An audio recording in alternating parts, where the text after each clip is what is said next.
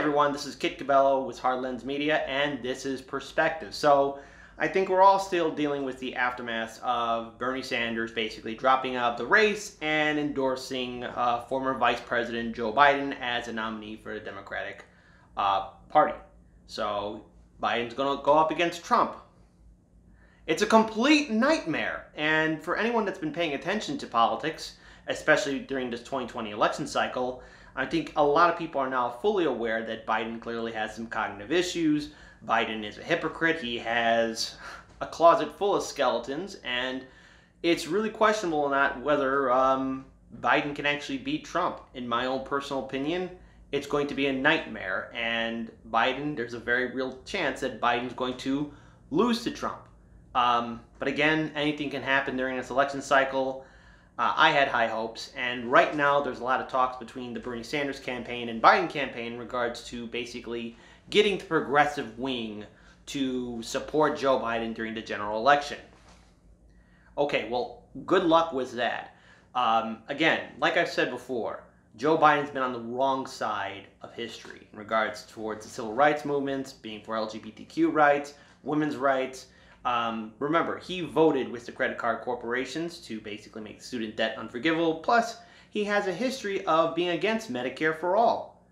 And even during this primary, he has been vocally against Medicare for all. But of course, the media is going to do its thing and basically, try and say like, well, Biden's working with Bernie. In fact, check out this short video clip right now.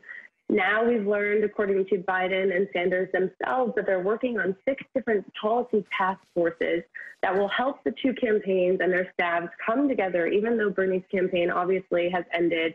His staff and Biden's staff are talking and working closely to really work out some policy details on things like education, the economy, criminal justice, immigration, healthcare, of course, these big issues that Bernie Sanders and Joe Biden care about, that they both have a view that, has a similar end goal, but different ways to get there. And now they're really working on those two things because Biden knows he needs to make some sort of concessions to get progressives over to his side. And, in the conversations I've had with progressives who are close to Senator Sanders, they've told me that they want actual concrete deliverables. They don't want anything symbolic. They feel like what they got after the 2016 election with the DNC Unity Commission and rules changes and the party platform was great, but they ultimately feel like that was just symbolic. And now in 2020, they're really looking for concrete deliverables in terms of policy concessions and personnel promises for a potential Biden administration from the Biden campaign. Is there any evidence, Alexi, that specifically on healthcare, because we know that they are at odds over healthcare, both Biden and Sanders, is there any indication or evidence to suggest that Biden is willing to wiggle or move on healthcare, especially amidst this pandemic and seeing how hard hit the healthcare system has been in this country? Biden has said that he's not going to adopt something like Medicare for all, and it remains unlikely that he would do that, even though he and Senator Sanders are working together. But most recently, Yasmin, he did say that he was interested in talking about lowering the age for folks and Americans who are eligible for Medicare. And I think that is one type of healthcare concession we could see in terms of how they're working together on something like Medicare. But also, they're both interested in doing things like lowering prescription drug costs and, making it easier to access healthcare. So I think that they'll work on those things, but there's no chance that Biden will, adopt something like Medicare for all. And I think Senator Sanders is aware of that. So he's finding other ways that he can get concessions on healthcare. So there you have it. I mean, of course, at the end of the video, they do mention that Joe Biden's going to have a hard time, trying to rally progressives and Bernie Sanders supporters to his cause because, again, the whole idea about Medicare for all is a very hot-button issue regards to the Biden campaign. You would think that they would embrace it fully, but you know what? This is Joe Biden we're talking about.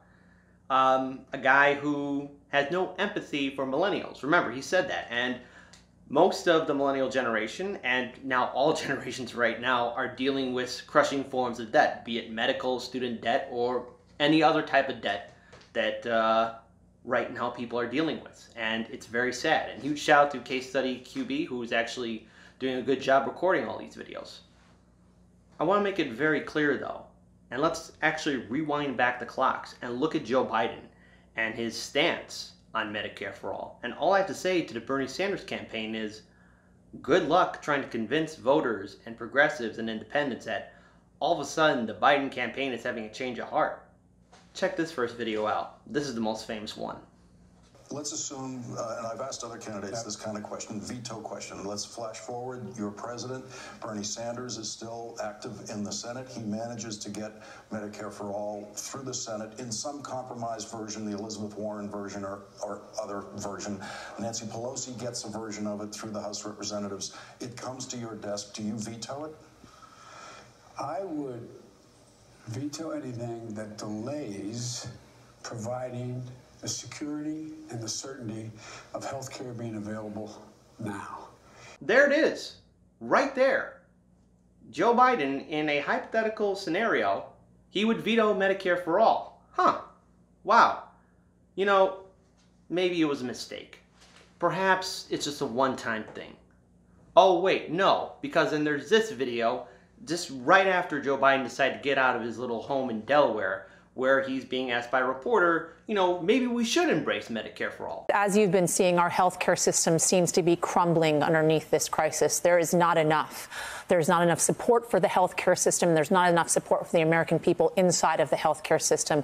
Are you now reconsidering your position when it comes to single-payer healthcare? Single payer will not solve that at all. The thing that is needed is, for example, we have a whole number of hospitals that are being so stretched, including rural hospitals, they're going to need more financing. That doesn't come from a single payer system. That comes from the federal government stepping up and dealing with the concerns that they have, the reimbursement that they're going to get, how they're going to be able to move forward, and how they're going to be able to provide all the needed help that are needed in their communities. This is an opportunity to look at reconstructing the healthcare system in a way that, in fact, can respond more rapidly and more effectively to these kinds of crises, because it's going to come again. We should be spending, and we are spending, a great deal of time and effort finding a vaccine, finding a way that we can deal with preventing these diseases further down the road. But, for example, we had people, when our administration, we had CDC people in other countries because we wanted to anticipate when, in fact, another virus would occur, when, in fact, a pandemic might occur as a consequence of a spreading virus in another country, to act quickly. President, we withdrew those people. I insisted that I didn't insist. I suggested that we should have people in China at the outset of this event. And when it all started in Wuhan province, and what happened? We did not insist that they go into the areas we wanted to. So I just, that's all I can do, is do what I know has to be done, say what I know has to be done. There's Joe Biden saying something. Whatever that is, I don't know, because he was rambling on and on, saying that single-payer healthcare won't solve the problem, won't solve the issue. It will. In fact, more and more Americans are warming up to the idea of Medicare for all, but there you have it. Joe Biden saying that single-payer healthcare won't solve it. And then he's rambling on and on and on about whatever he's talking about. But hey, at this point, the media is never going to really acknowledge that Joe Biden is not all there. But that's a problem, because guess who can use that against him? Donald Trump. Again, who knows how this general election is going to turn out? It's just not going to be pretty.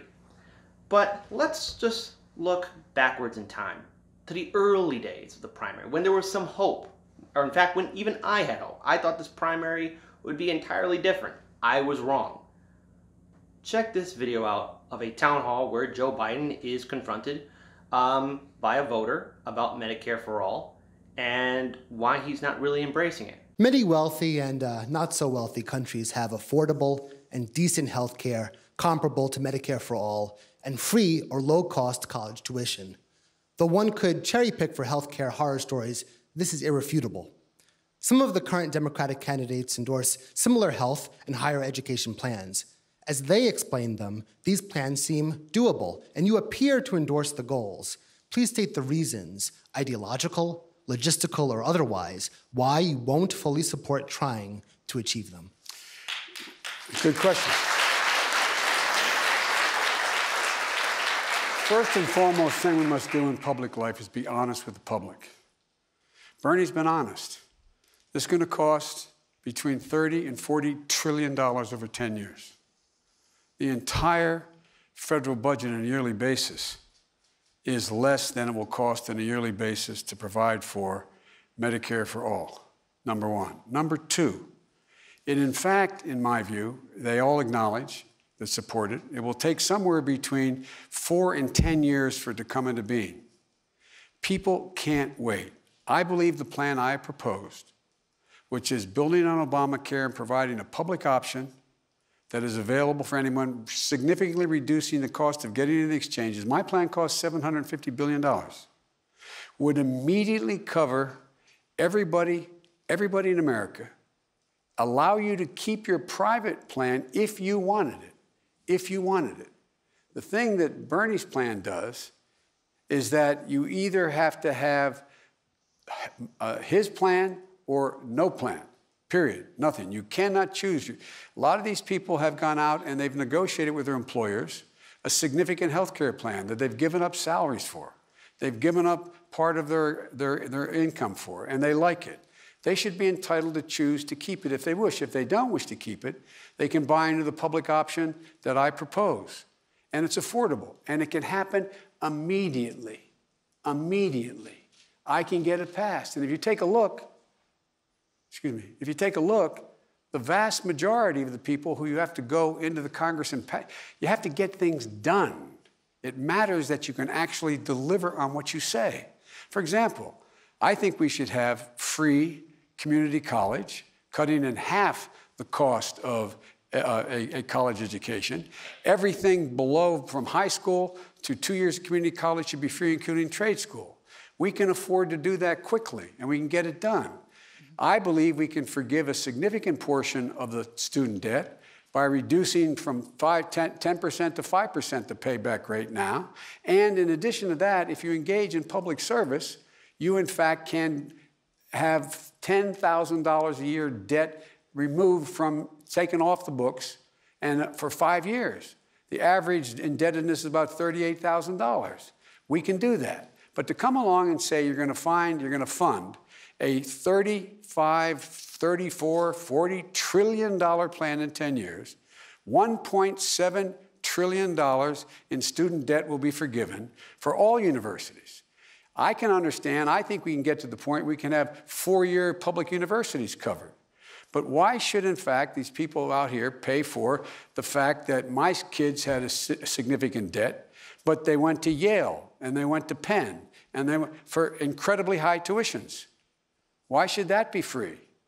So there has to be some correlation between you being able to do what you say and level with the American people. Healthcare is the single most important thing you all face. And don't you think you're entitled to know whether or not your taxes are going to go up higher than the benefits you will get? Significantly higher. That's what almost every single study professor says. You know it says that.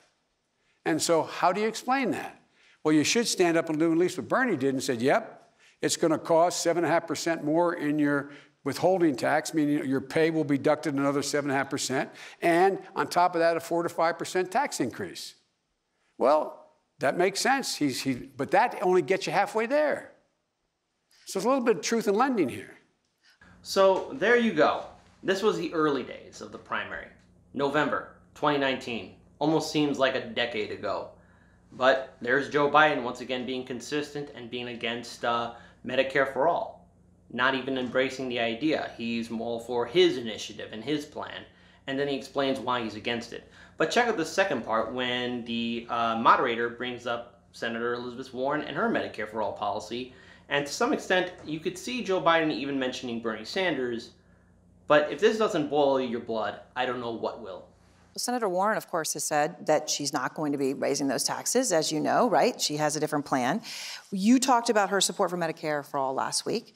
You attacked her. I think it's a fair word. The quote was from you, "It's just an elitist attitude about you're either my way or the highway." Let's get something straight. She attacked me. She went out and said, Biden, she didn't use my name any more than I used hers. She said, Biden is a coward. Biden is, in fact, in the pocket of. Biden is, and she went down the list of saying that I should be in a Republican primary. She did say you were in the wrong primary. Oh, yeah, right. Now, what do you call that? And what do you call that? So I responded by saying, no, here's what I said. It's not about her. It's about the attitude that exists right now. If you disagree with me, you must be bad. They question motive. Look, we can disagree. I respect her view. I really do. What I was talking about is you go home and you tell everybody people are busting their neck at the kitchen table conversations going on tomorrow morning, like in the house I was raised in. And you say, by the way, I know you don't think we should raise your taxes on this, but this is good for you. This is good for you. What do you mean? But where'd that come from? What specifically is elitist about how she's pursuing Medicare for all? No, the attitude that we know better than ordinary people what's in their interest. I know more than you. Let me tell you what to do. And it wasn't she's elitist. The attitude is elitist, that people can't make up their own minds. You like your health insurance, but you shouldn't like your health insurance. You should have to give that up. I'm going to demand you not have that. We're going to give you something better. I know what I want. So that is an attitude that says, okay, you're telling me it's my way or the highway. And it's not about her, it's about the attitude out there. The attitude that we know best. You do it my way. Where I come from, growing up in a middle-class neighborhood, the last thing I liked is people telling my family and me what we should know, what we should believe, as if somehow we weren't informed, that just because we didn't have money, we weren't knowledgeable. I resent that. And I wasn't talking about her, I was talking about the attitude that if you don't agree with me, get in the other party. I'm more of a Democrat from my shoe sole to my ears than about anybody running in this party, okay? Including her? Including everybody, okay? One thing I've never had to wonder about is what I believed and where my ideology was and where I come from and why I'm in this and why I'm fighting. It's because of the people like I grew up with, many of whom, in fact, didn't have college degrees, most of the people I grew up with, their parents never went to college. Most of my generation were the first in our families to go to college. But they were as smart, as decent, as honorable, and as committed as anybody else. But they get left behind. It's one of the reasons why I feel so strongly about the need to have more power in unions. People don't respect anything until you stand up and say, this is what I want. This is what I believe. All right, let's be very clear. Biden is basically saying he doesn't like being talked down to. He doesn't like the idea of people saying that he's wrong or that, hey, Medicare for all is actually a good idea. Look, right now as I speak, not 16 million, but the number's now up. 22 million Americans have just filed for unemployment. And because they're now unemployed, that means they don't have their health insurance anymore because our health insurance is tied to our jobs. This is a maddening system. It doesn't work. And right now as I speak, 22 million Americans don't know how they're going to provide for their families. And if they have a medical situation, who knows how they're going to pay for it? I mean, as we have covered on our show, a COVID-19 test costs $10,000 or even above. And why risk that? And many Americans are also going to wonder how they're going to pay for their prescription drugs now. Or if they do have a bad day, they do have to have a medical emergency, how are they going to pay that medical bill? It doesn't have to be for COVID-19. How are they going to pay that medical bill? Medical debt is one of the main reasons why people basically become homeless, because one bad day and you can lose everything. Your house, your car, your job, your family, everything, and you're out there on the streets. But yet Joe Biden is saying that at least during the early days of this town hall, during the early days of the Democratic primary, that everyone likes their health insurance and maybe people don't want to go for Medicare for all. Well, you know what? The future is here and Medicare for all is being talked about. The rest of the developed world has a form of single-payer health care. And they're not dealing with the problems that we're dealing with. Because the United States has no social safety nets. But people like Joe Biden, the neoliberals and neoconservatives in Washington, D.C., have no empathy for us. They don't care about us. Remember, like I've always said on the show, Congress, the Senate and House, their number one constituents are Wall Street executives, big banks, and major corporations. They don't care about us. 90% of the time, those elected leaders, those congressmen and women, those senators, they're on the phone calling their donors for more money. And when it comes down to cutting social safety nets, well, they're all happy for that. They're all on board for that. In fact, let's look back further in time, when Joe Biden at least was still somewhat there. But when you hear him speak, remember, he was always going to go after Social Security and Medicaid and Medicare. Senator, we have a deficit. We have Social Security and Medicare looming. Would you consider looking at those programs, age of eligibility, Absolutely. cost of living, put it all on the table? The answer is absolutely, you have to. I mean, it's one of the things that my, the political advisors say to me is, whoa, don't touch that third. Look, the American people aren't stupid. It's a real simple proposition. Social Security is not the hard one to solve. Medicare, that is the gorilla in the room. And you've got to put all of it on the table. Everything. Everything. You've got to. People all over this country say that is nuts. That's nuts. Anybody in the Congress who believes in cutting these life-important benefits, we're going to give them a political choice they can't refuse. And that is, if they vote to cut Social Security, they may well not be returning to Washington. Thank you all very much. There you have it. Joe Biden. Good luck, Biden campaign. Good luck, Senator Bernie Sanders, in convincing independents and progressives to rally around Joe Biden. I mean, Joe Biden really has to come out, on a large platform right now and say that he's all for Medicare for all. That's if he really wants to beat Trump. That's if this Democratic campaign really cares about the American people. Because you know what? From what I'm seeing right now, there's a lack of action. We have a stimulus bill that basically helped out major corporations, the top 1%, while the American people were given the measly $1,200. Great. That's only going to last us, I don't know, maybe a day, maybe a week. I don't know how long that will last certain Americans, but I do know this. We do need relief, and we do need help. The talk about having Medicare for all is now becoming a very serious conversation. It's not crazy anymore. A lot of people are open to it because as we all have the internet at our fingertips, we could see how the rest of the world is dealing with Medicare for all. And you know what? At least they have social safety nets. At least those governments are taking care of their people. Now, I'm not saying every single government around the world is perfect. Every single government has its problems. Every single government has its issues. But here in the United States, there's no social safety net. And Medicare for all is an important issue. But the Biden campaign and Joe Biden himself has a history of basically ignoring it, not embracing it. In fact, just going for a public option. Well, that public option isn't going to be good enough.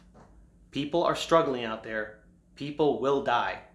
And it's up to our political system to step up. People want the government to react to this. Now, Joe Biden is the nominee. There's nothing any of us can do at this point. Bernie Sanders has dropped out of the race. But Bernie Sanders is going to have a hell of a time convincing people that Joe Biden and his campaign are rallying around Medicare for all. I don't think it's going to happen, and I don't believe it. Unless Joe Biden just goes on the record. But remember, every time Joe Biden speaks in front of the camera, every time he's being interviewed by a reporter, he stumbles, he stutters, he makes a gaffe, or he needs that teleprompter to be on point. Otherwise, he's going to mess up. He's going to screw up, which is what he always does.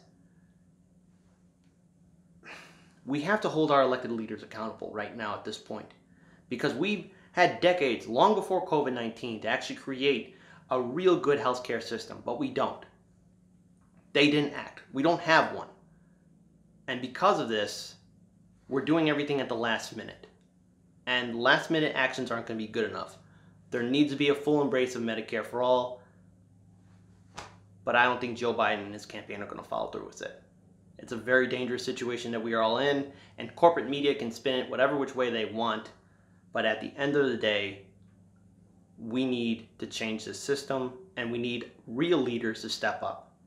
So good luck, Bernie Sanders. Good luck, Joe Biden. It's going to be a hell of a challenge to convince independent voters and progressive voters that you're all in for Medicare for all when your history and your actions already speak for you. This is Kit Cabela with Hard Lens Media, and this is Perspectives. Peace to you guys, and let us all do what we can to build a better future.